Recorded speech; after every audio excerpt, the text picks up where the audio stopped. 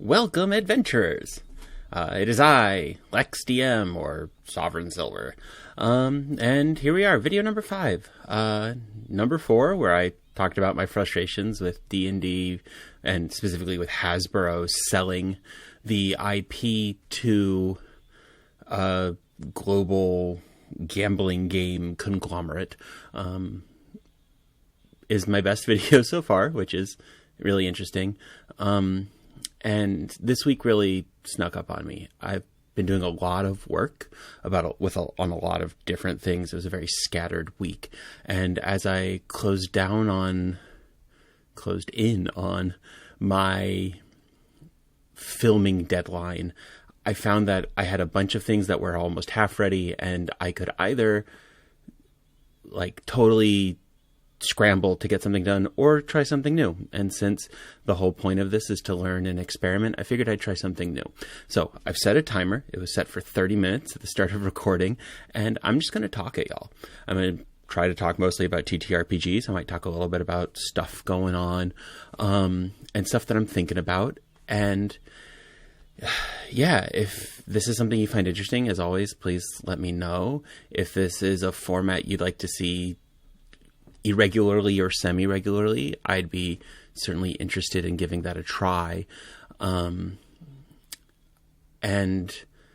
yeah, so I'm going to pretend like there's another person on the other end of this camera and just talk, something I love to do, and talk about TTRPGs and some of my thoughts. If anything I touch on in the next 27 minutes and change is something that you would love to see a bigger video on, holler at me and let me know, and put it in the comments. I'd love to see more comments on the videos in general. I know that serves the almighty algorithm. And yeah, so here we go. So I've officially started working on my own fantasy role-playing system, currently using the system reference document, the SRD, which is the essentially open source set of rules that Wizards of the Coast started putting out in 3.5 and have updated through 4th, 5th, and now 5.5. This is the thing that I referenced in the last video, that in 2023, Hasbro tried to make fundamental changes to that caused a huge uproar. It caused Critical Role to start developing their entirely own game and kind of divest from D&D as an overarching umbrella they were operating under. And so I'm starting there. I hope to move farther and farther away from that set of rules as it gets play tested by my players and whatnot. But I officially started working on the core classes, and I started with my warriors, so my barbarians and fighters.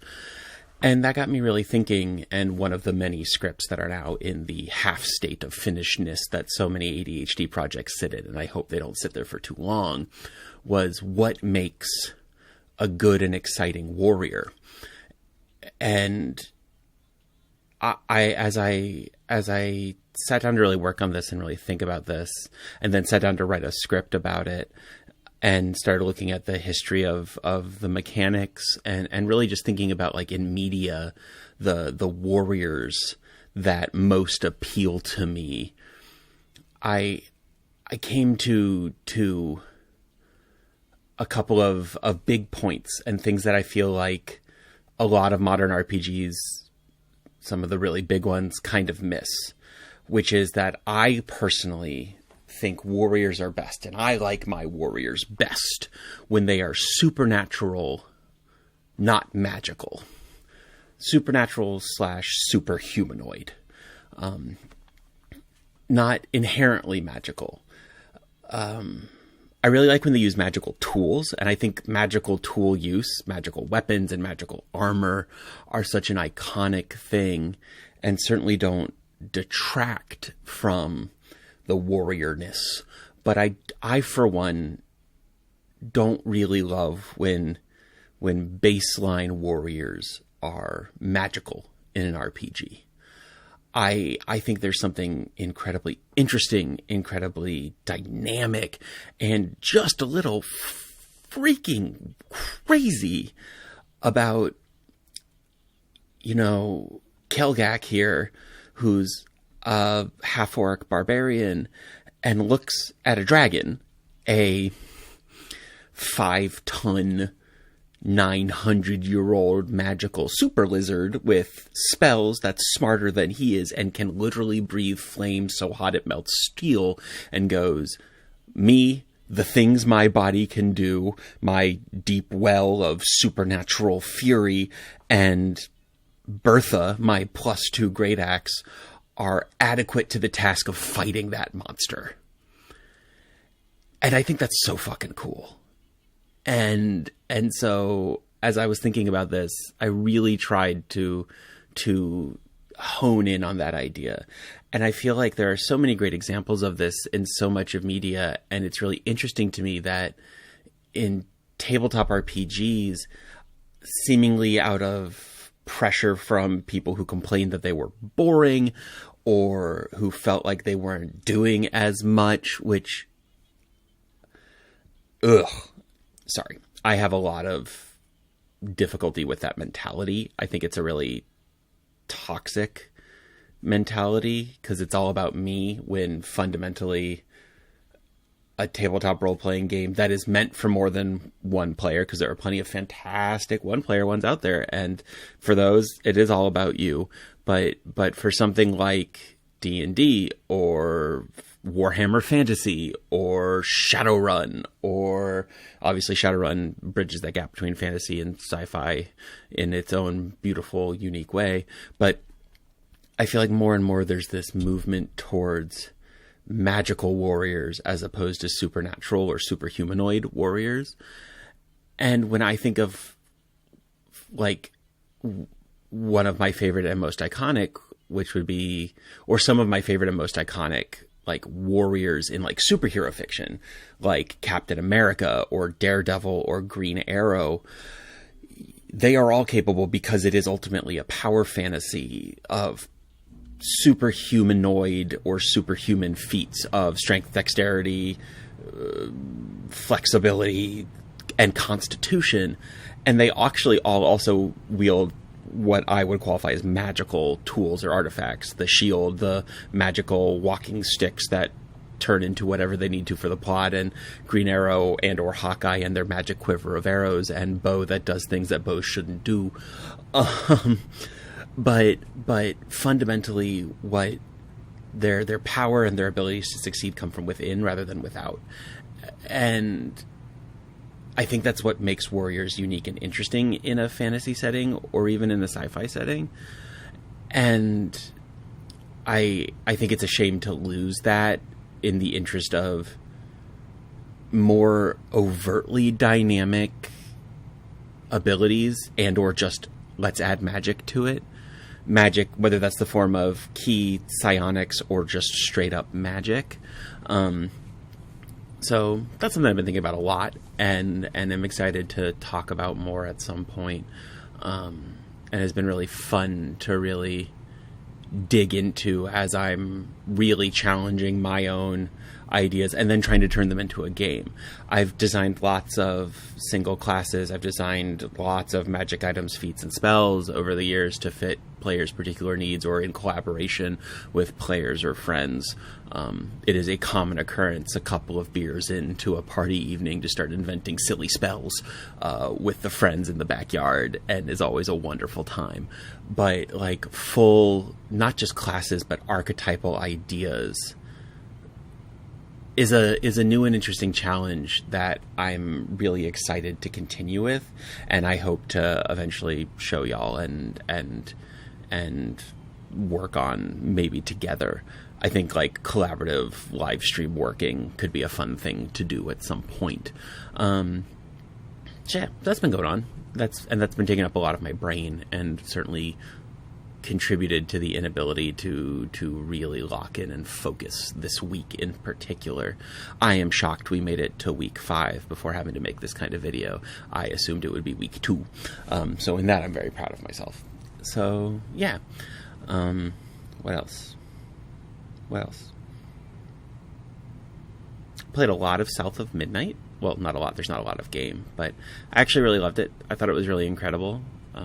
If you don't know, South of Midnight is a adventure, like combat game / RPG. It's sort of in the same vein as like Ghosts of Tsushima or God of War 4, though not nearly as expansive as either of those. It's a relatively short game, but featuring a black female point of view character and really steeped in a lot of the sort of lore of the rural South and growing up in southeastern Georgia.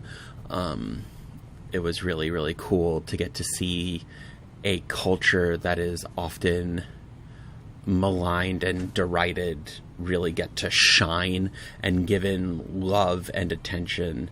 And so I think it was a really great game. It was totally worth the money for me. Initially, I was feeling a little bit like it was not enough game, but when I really thought about the money I spent to the time I got to enjoy, I think it's worth it. And if you're looking for like a good weekend game, this would be a really great time. When I miss being able to rent video games, because this would be a perfect rented over a weekend, play it, return it video game, and then go buy the soundtrack, because the soundtrack fucking slaps and it has absolutely made it into my workout playlist.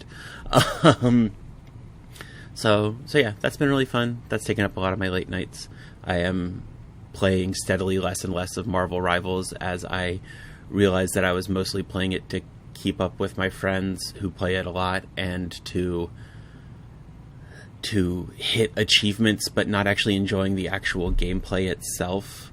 And so I'm playing less of that, and luckily my friends have been really lovely about playing other games than that with me, which has been really wonderful. Been doing a lot of Warhammer and Warhammer 40k lately, which has been really fun because I'm playing two different games, both Space Marine 2, which is just the ultimate power fantasy. I mean, it's super fun to be a giant wearing a car's worth of armor, wading through dozens of enemies and buckets of blood and viscera. And then I'm also playing Darktide with some friends, which is the fundamental opposite of that, where you are just some scrug who has been press ganged into service. And it's really fun to be on both sides of the power scale of that world, which has such a huge range of what you can be capable of and what it's possible to be. I was recently talking with my wife, speaking of Warhammer. They said to nobody else in the room but the camera. Speaking of Warhammer, to you on the other side of these ones and zeros. I was recently talking with my wife about setups for character creation, and I think of the games I've played in the last couple of years, I was fortunate enough under the fledgling DMing of one of my incredibly talented friends. I was fortunate enough to get to go back and play Rogue Trader again, and I think it might have one of my favorite ways of deciding your character's origin. This is another thing I've been thinking about for a video, because 5th edition D&D introduced, I think, one of how do I say this? I think the backgrounds are such a great addition to D&D, and something that other RPGs have had for a long time. Warhammer Fantasy, for example. Warhammer's always been really good at this, because Warhammer, both fantasy and 40k, acknowledges that like no one wants to be an adventurer, or if you do, that's fucking weird. And I've always really liked that, and I often ask my players this. I'll be like, okay, like, what did you do before you were an adventurer, and what happened that diverted you from that life path to becoming an adventurer? And I like asking that question that way, because it allows the characters to be full people before we meet them. Not always. You still get your, I was a street rat who got taken in by a thieves guild and now I am a thief. And you still get your, I was a farmer press ganged into service who found out I was good at fighting and now I'm a fighter. And that's great. But you know, why is your folk hero or guild artisan a wizard? Like, how did you go from making jewelry for low-level nobles to breaking the rules of reality in order to keep a dead god asleep? Like, that's a wild career change, Bob. What happened? And I think Rogue Trader does one of my favorite versions of this, because it's essentially a flowchart where you pick a starting point and then you get to make decisions that guide you down this flowchart that tell you your origin, the planet you come from, your social class, your level of education. And because of how it's organized, and I would need graphics and whatnot, which we're not doing for this video, to like really get into it. And if y'all want, I can, because it's awesome. But because it's organized, it creates a certain amount of inherent cohesion. Like, you can't go too far afield from your starting point, which I have mixed feelings about. Like, I think it's really great for that game. I think in general, I'm usually a more freedom is better when it comes to game design and player decisions. I think the edge cases are where you get some of the most interesting characters. You know, why is your heartless automaton who was originally made only for war a healer? It's like, oh, I'm resisting my programming and seeking to rise above my intended usage in order to become my true self. I, sitting here in full makeup and whatnot, certainly don't know anything about that or resonate with that at all. I didn't play a whole bunch of Warforged when they first came out. Shut up. And don't still love Changelings. Go away.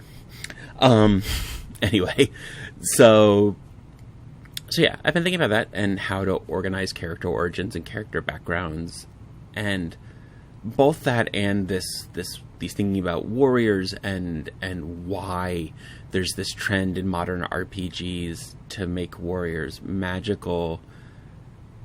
Sort of all, I know I'm actually talking a lot about D&D in this video, and I'm still figuring out how much of it I'm going to talk about D&D in the future, but all of this is a negative thing, so I feel like it's okay. All of this sort of revolved around, I think, Wizards of the Coast, and by extension Hasbro, have done a really awful job of teaching the craft of DMing. I think Wizards of the Coast, with 5th edition in particular, I think the 5th edition Dungeon Master's Guide is just not a very good one. I think the 5.5 one is a step in the right direction, but I still don't think they are anything close to what earlier editions, including earlier Wizards editions. I love the 3.0 Wizards, or the 3.5 Dungeon Master's Guide. I love that if you start on page 1, by the time you get to the magic items, which are essentially the last thing in the book before the appendices, if you follow all of the steps and you use all of the random tables and you really sit and think with it, by the end of it you have a functional campaign setting and adventure. And and an understanding of the universe. And I fundamentally don't think that the 5th edition DMG achieves that at all.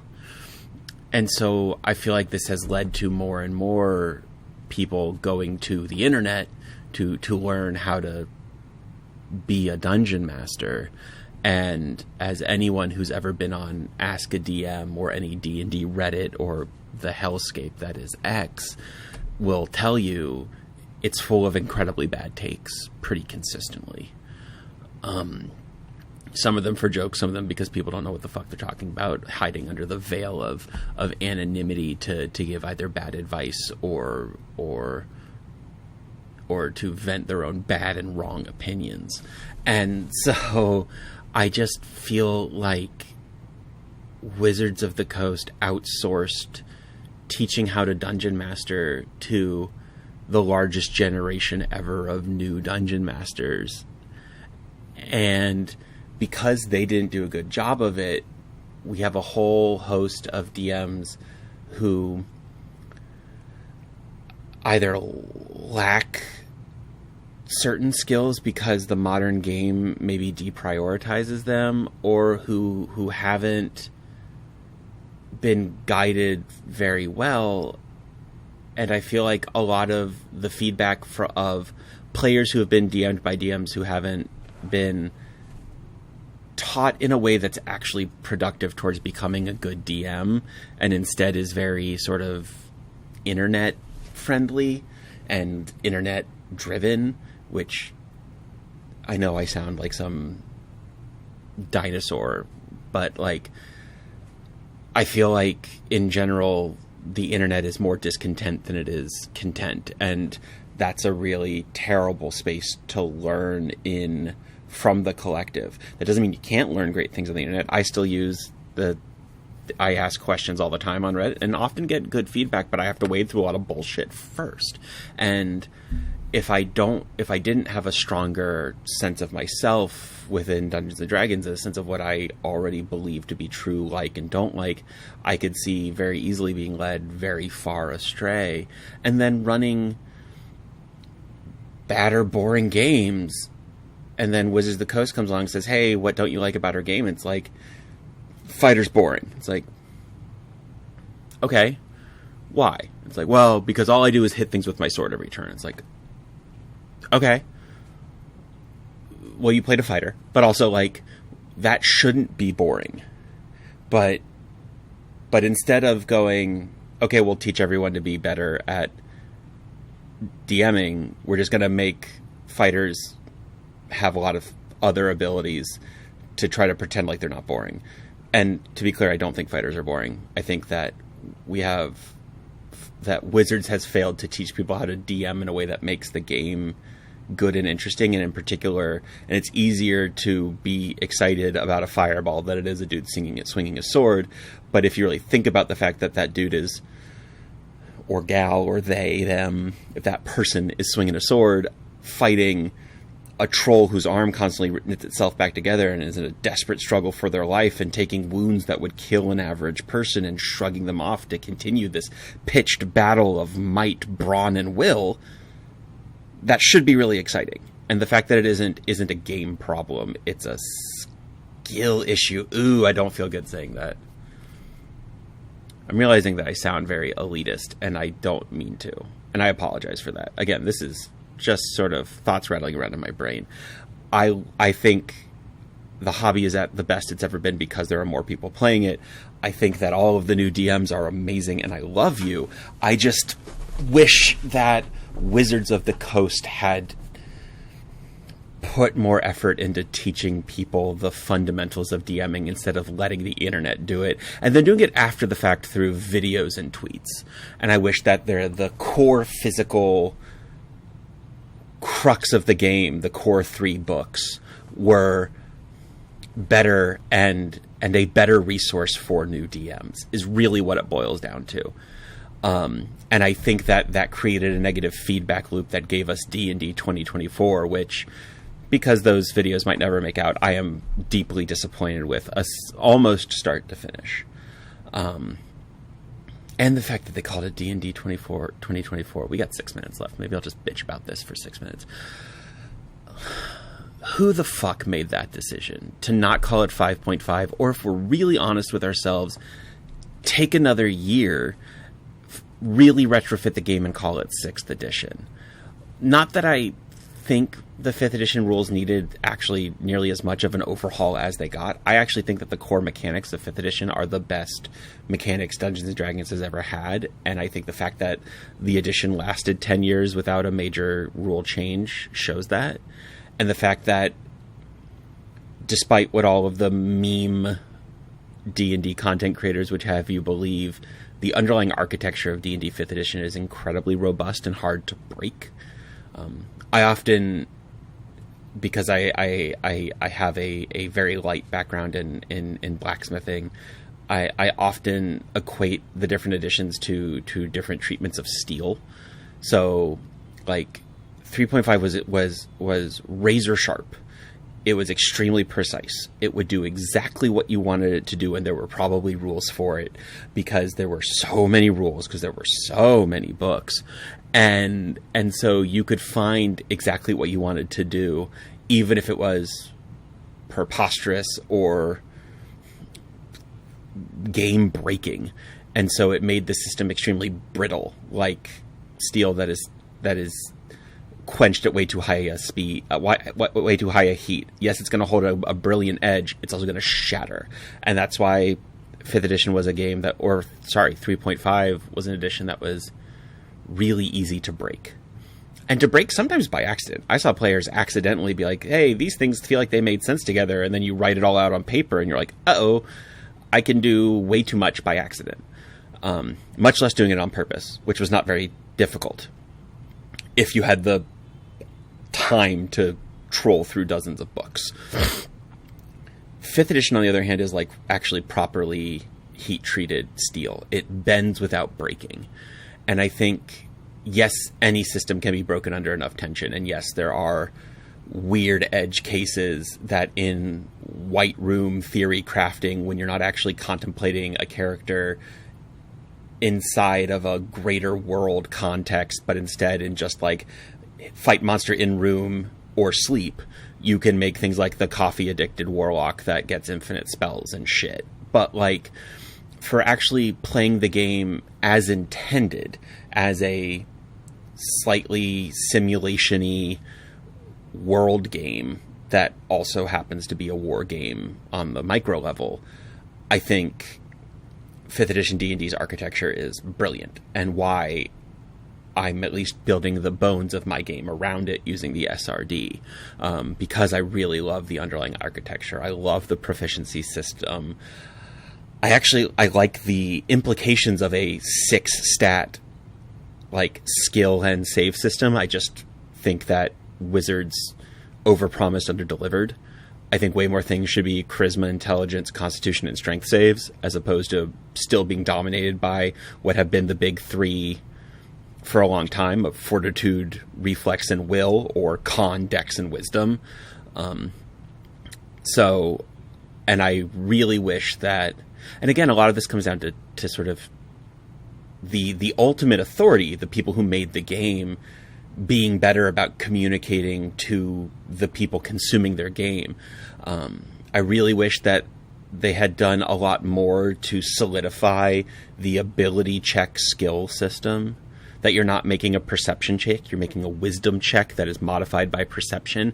And I know that sounds nitpicky, but in practice it's a really big deal, because that now means I think when someone takes the time to really think about that broadly, it opens up some really cool opportunities to make skill and ability checks that feel unique and dynamic and keeps the game from being boring over the course of 20 levels.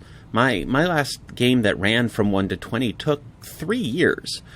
It doesn't have to, and you don't have to play that long. I'm incredibly lucky to get to, because I have a consistent crew of players who are excited to show up and do show up consistently every week to play 45 weeks a year.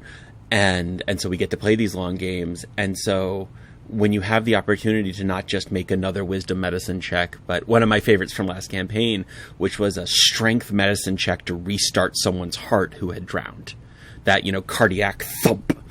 And the look on the player's face of like, oh shit, this is not something I've done before. My character knows the idea, but are they gonna be strong enough to do it, is really neat.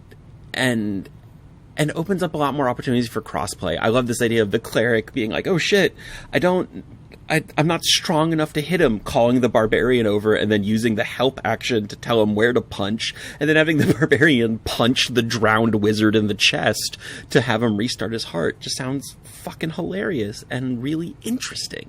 And these are the kinds of things that 5th edition is fully built to do, but then Wizards did a really bad job of teaching its audience.